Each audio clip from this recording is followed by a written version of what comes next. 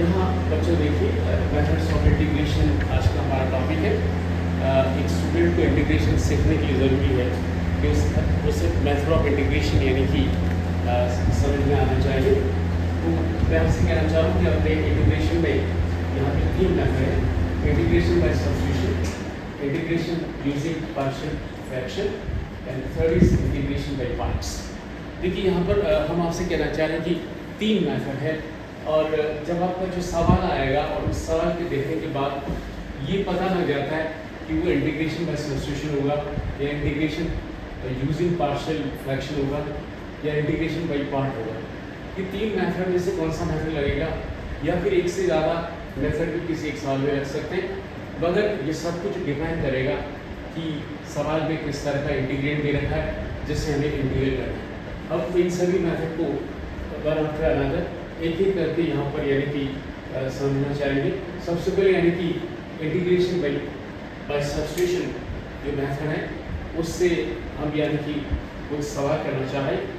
यहाँ पर यानी कि ये जो लिखे 6 क्वेश्चन है उन्हें यानी कि by the method of integration of substitution यहाँ करना चाहें।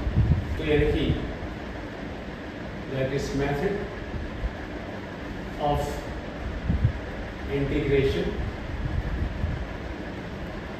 by substitution by substitution by substitution। Okay, सवाल आपके पास लिखे हैं, इस सवाल को हम यहाँ पे परफॉर्म करें। सबसे पहला क्वेश्चन देखिए, यहाँ पे इंटीग्रेंट लिखे हुए हैं और इनका हमें इंटीग्रल निकालना है। तो सबसे पहले यानी कि आप इंटीग्रेशन एक साइन लगा लीजिए और यहाँ पर जो पहला क्वेश्चन है उसे लिख दिया और डेट्स मार्क कर दिया। अब आपसे कहना चाह रहे हैं कि आपसे कहा है कि integration with respect to x, तो जब भी विथ रेस्पेक्ट टू एक्स का है तो साथ में आपको डेट्स लगाना होगा, इंटीग्रेशन का सिंबल लगाना है, और जो इंटीग्रेंट दे रखा वो आप यहाँ पुट कर दीजिए। ये हमेशा आपको करना होगा।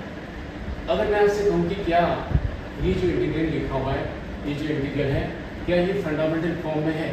फंडामेंटल फॉर्म का मतलब क्या ये फॉर्मूले की शेप में है? तो आपका जवाब आएगा कि ये अभी कोई स्ट्रेट फॉर्मूले की शेप में नहीं है। तो फिर यानी कि इसे फंडामेंटल फॉर्म में लाने के लिए, फंडामेंटल फॉर्म का मतलब यानी कि फॉर्मूले की शेप में लाने के लिए आपको इसमें बाय सब्स्टिट्यूशन जाना होगा। तो आप करें इसमें पुट, यहाँ पे x² + 1 आ रहा है और उससे t मान लिया। कोई ज़रूरी नहीं कि आप इसे t मान लें, आप इसे u मान लें, आप इसे y मान लें, it is your own choice. मैंने यानी कि इसको t मान, जब भी ये लिखा होगा आप इस लेफ्ट का डिफरेंशियल करें तो x² का यानी कि 2x ये dx हो जाएगा, 1 का डिफरेंशियल यानी 0 और t का यानी कि आप dt लिख पाएंगे। तो जो भी यानी कि आप सब्स्टिट्यूट करते हैं उसे लेफ्ट में डिफरेंशियल करना है, वो लेफ्ट के वेरिएबल के साथ, और राइट के वेरिएबल्स के साथ डिफरेंशियल करना है। मेरे हिसाब से बात ज़्यादा मुश्किल नहीं, आप डेफिनेटली कर पाएंगे। अब इसके आगे बढ़ने की कोशिश करें, आप इंटीग्रल लगाएं। अब देखिए यानी कि ये जो लिखा है 2x और ये dx है, मेरे पास यहाँ पे 2x dx लिखा है, तो ये और ये आप हटाकर dt लिख पाएंगे, और यहाँ पे यानी कि ये साइन और x² + 1 की जगह आप t लगा दें, और 2x और dx की जगह आप क्या लिख पाएंगे dt। और अगर आपसे पूछूं क्या ये फॉर्मूले शेप में है तो डेफिनेटली आप कहेंगे सर ये एक फॉर्मूले की शेप में आ गया। और जब भी यानी कि वो फॉर्मूले की शेप में आ जाता है तो उसे यानी कि फंडामेंटल शेप कहा जाएगा, और साइन का जो इंटीग्रल है वो माइनस यानी कि cos t हो जाता है, क्योंकि ये एक इंडेफिनिट इंटीग्रल है और हमेशा एक कॉस इंटीग्रेशन आपको लगाना होगा। अब आपको यानी कि यहाँ पर आगे चलें तो cos और t की जगह t की वैल्यू पुट कर दें तो ये x² + 1 लगा सकते हैं, ये c, ये आपका आंसर आ जाएगा। अगर ये x की टर्म में है तो आपका आंसर x में आएगा। t इसे सॉल्व करने के लिए एक सब्स्टिट्यूशन था, एक माध्यम था उसे फंडामेंटल फॉर्म में लाने का, बाकी अदरवाइज आपका आंसर x की फॉर्म में आना चाहिए। तो यानी कि बात समझ में आ गई कि बाय सब्स्टिट्यूशन आपको कंफर्ट कैसे मिल रहा है। अब यानी कि नेक्स्टली मैं यहाँ पर एक अगले क्वेश्चन के लिए जाना चाह रहा हूँ। तो यानी कि यहाँ पर 10⁴ लिखा है, √x लिखा है, उसके साथ साथ यहाँ पर 6² √x लिखा है, और बॉटम में यानी कि √x लिखा है और साथ में dx है। विथ रेस्पेक्ट टू x करना, इसलिए हमने dx लगा लिया, इंटीग्रेशन का सिंबल यूज़ किया। अब यहाँ पे यानी कि इसे पुट करना चाह रहे हैं क्योंकि ये अभी फंडामेंटल फॉर्म में नहीं है, एक फॉर्मूले की शेप में नहीं है, तो आप यहाँ पर रूट एक्स को आप टी मान लीजिए। अब इसका डिफरेंशियल करें, हमेशा आपको यानी कि रूट एक्स का डिफरेंशियल 1/2 रूट एक्स और यानी कि डी एक्स होगा, इससे डी टी मान करना है। अब इसके आगे बढ़ने पर यानी कि इससे 10 ये पावर 4 लिखा है और रूट एक्स की जगह यानी कि आप टी लगा दें, ये सेक्स स्क्वायर यहाँ पे भी यानी कि टी लगा दीजिए। उसके बाद यानी कि देखिए ये d x upon root x लिखा है, तो d x upon root x 2 को यहाँ शिफ्ट कर दें तो आप यानी कि से 2 डी टी लिख पाएंगे। दोबारा चल के देख लीजिए, आप यहाँ पर रूट एक्स की जगह टी पुट किया, यहाँ पे भी टी पुट कर लिया, d x upon root x की जगह d x upon root x की जगह इस 2 को आप यहाँ पे लिख दीजिए, तो आपके पास ये आ जाएगा। अब यानी कि 2 को बाहर कैरी करें, ये आपके पास 10 पावर 4 टी और ये सेक्स स्क्वायर टी, ये डी टी आ जाएगा। अब यानी कि अभी भी ये फंडामेंटल फॉर्म में नहीं आया, तो इसे फंडामेंटल फॉर्म में लाने के लिए हमें दोबारा चल के एक बार और इसमें सब्स्टिट्यूशन करने की ज़रूरत है। तो मैं आपसे कहना चाह रहा हूँ कि 10 टी को आप यू पुट कर लीजिए। कई बार ऐसा होगा कि एक सब्स्टिट्यूशन से काम नहीं चल रहा है और वो फंडामेंटल फॉर्म में अभी नहीं आ पा रहा है, तो आगे चल के एक बार और आपको सब्स्टिट्यूट करने की जरूरत पड़ेगी।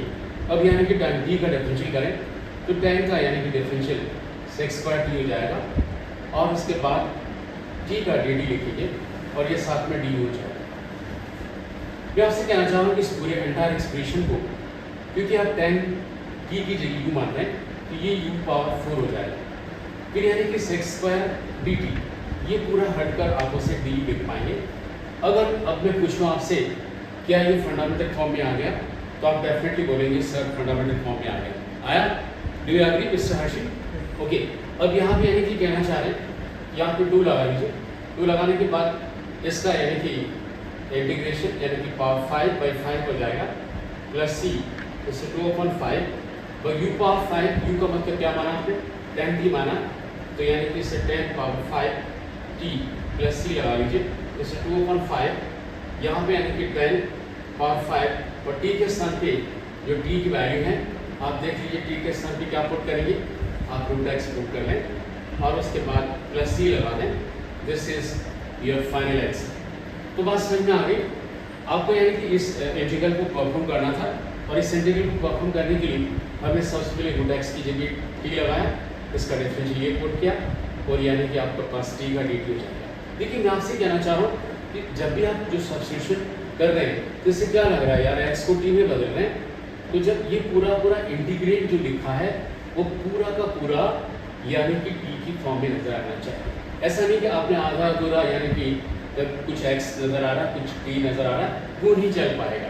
यानी कि entire expression should be convert in terms of alright. तो यानी कि यहाँ पे यानी कि रूट एक्स यहाँ लगाया टी, यहाँ भी टी लगाया, तो d x upon root x की जगह d x upon root x, ये 2 को यहाँ शिफ्ट कर दें तो वो 2 डी टी हो जाएगा। 2 को बाहर ले लिया, बाकी आपका एज इट इज है। अभी भी ये एक फॉर्मूले की शेप में नहीं आ रहा, तो यानी कि इसे फॉर्मूले की शेप में लाने के लिए tan टी के स्थान पर यू पुट करें और tan का यानी कि sex square T D T और यू का यानी कि डी यू आप लिख पाएंगे। ऐसा करने पर यानी कि this entire value that is this is replaced by D you and this is, क्योंकि tan टी की जगह यू लगा रहे हैं, यू पावर यानी कि 4 हो जाएगा। Now this is the fundamental form, you power 4 का यू पावर 4 और उसका यानी कि यू पावर 5/5 हो जाएगा क्योंकि यू के रेस्पेक्ट में हो रहा है, प्लस सी, आप इस यू के स्थान पर यू की वैल्यू पुट कर लें। अब उसके बाद टी के स्थान पर टी की वैल्यू पुट करिए, ये आपका आंसर आ चुका है। इस तरह से यानी कि आसानी से आप सेकंड इंटीग्रल को भी परफॉर्म कर पाएंगे।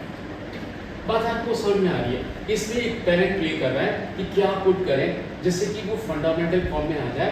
तो अब यहाँ से यहाँ तक जो पहुँचे हैं, ये जो जर्नी है कि आपको एक फॉर्मूले की शेप में इस इंटीग्रेंट को, जिसका हमें इंटीग्रल करना होता है वो इंटीग्रेंट कहलाता है, तो उसको एक फंडामेंटल फॉर्म में कैसे लाएं, और जैसे ही वो फंडामेंटल फॉर्म में आएगा अब झट से फॉर्मूला लगाकर उस इंटीग्रल को परफॉर्म कर सकते हैं। आगे बढ़ते हैं, इसके बाद यानी कि थर्ड नंबर क्वेश्चन को यहाँ पर हम एक्सप्लेन कर रहे हैं। We go for the number 3। तो थर्ड नंबर के लिए हम देखना चाहते हैं कार्पेट। तो हम यहाँ पे थर्ड को लिखें और यहाँ आपके पास क्या लिखा है, जैसे इंटीग्रेशन लगाएं, यहाँ पर आप यानी कि साइन ब्रैकेट में tan इनवर्स x लिखेंगे, नीचे आपके पास 1 प्लस एक्स स्क्वायर यानी कि dx। डेफिनेटली इसे हमारा जो पहला टास्क है ये से यानी फंडामेंटल फॉर्म में लिखना है।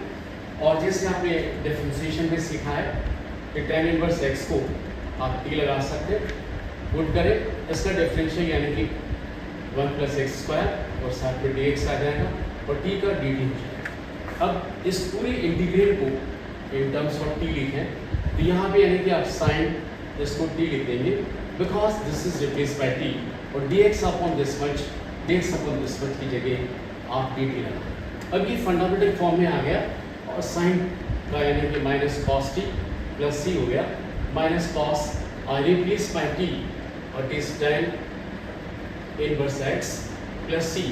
मेरा आंसर x के टर्म में आना चाहिए, ये पूरा को पूरा x के टर्म में है, मेरा रिजल्ट भी यानी कि x के टर्म में आना चाहिए। t जो आपने माना है, कोई ज़रूरी नहीं हमेशा आप t पुट करें, जैसे u लिख सकते हैं, y लिख सकते हैं, चाहे कुछ भी आप एक वेरिएबल लिख सकते हैं। तो इस तरह से यानी कि ये अब कंफर्ट जोन में आ गया, फिर आप फॉर्मूले से आप सीधे इसकी इंटीग्रेशन कर सकते हैं। अगर मेरा आंसर हमेशा अगर इंटीग्रेट x की टर्म में है तो वेरिएबल x में है तो आंसर भी x मानना चाहिए, ये आपको ध्यान रखना। अब इसके बाद यानी कि नंबर 4th क्वेश्चन यहाँ पे हम करना चाह रहे हैं। आपके पास यानी कि 2x, आपके पास 1 प्लस क्या लिखा है एक्स स्क्वायर डी एक्स। मैं आपसे कहना चाह रहा हूँ कि इसे परफॉर्म करें।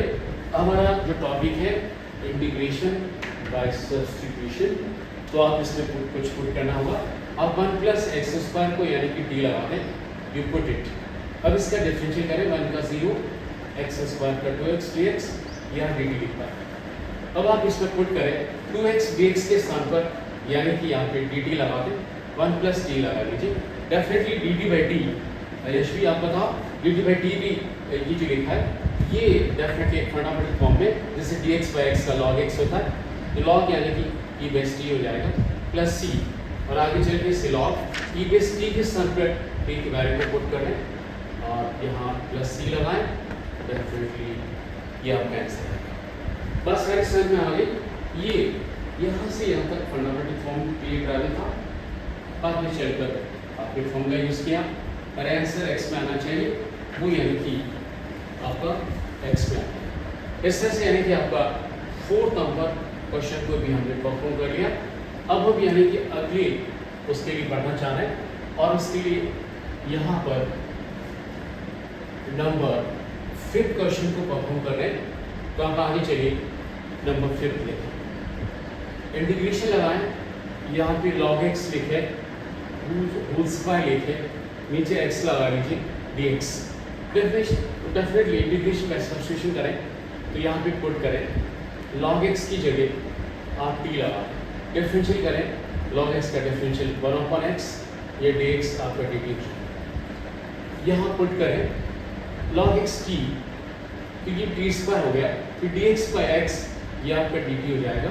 डेफिनेटली फंडामेंटल फॉर्म में आ गया and definitely root integral is t cube by 3 plus c, क्योंकि इसमें एक्स पावर एन का integral x power n plus 1 upon n plus 1 होता है।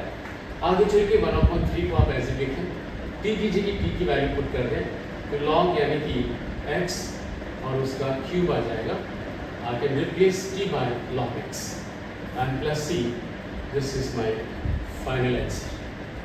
अब इसके आगे बढ़ना चाह रहे हैं, आगे बढ़ने पर हम एक और प्रॉब्लम को यहाँ पर लेके चल रहे हैं और इस प्रॉब्लम को देखना चाहते हैं। तो यहाँ पे आपके पास क्या लिखा है नंबर, यानी कि ये 6th नंबर क्वेश्चन है। तो यहाँ आपके पास 1/x प्लस एक्स और log x लिखा है, ये dx।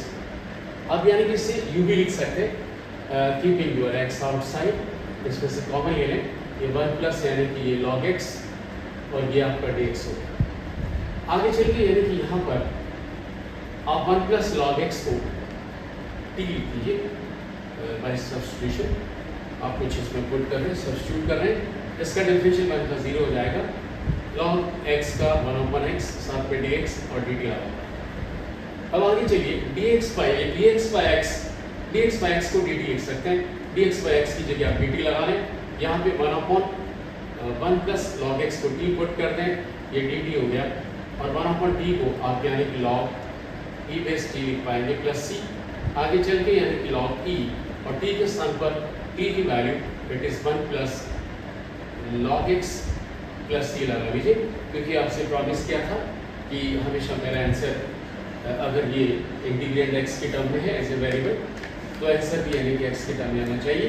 t और जो पुट कर रहे हैं वो तो उसका एक माध्यम था, तो इसे फंडामेंटल फॉर्म में अगर जब तक नहीं आता तब तक हम यानी कि इंटीग्रल को कर नहीं सकते, और 1/t dt log t हो जाएगा, और उसके बाद यानी t के स्थान पर t की वैल्यू पुट करें, और ये आपका फाइनल आंसर हो गया। तो इस तरह से यानी कि इंटीग्रेशन बाय सब्स्टिट्यूशन यानी कि इसे परफॉर्म किया जा सकता है। That's all.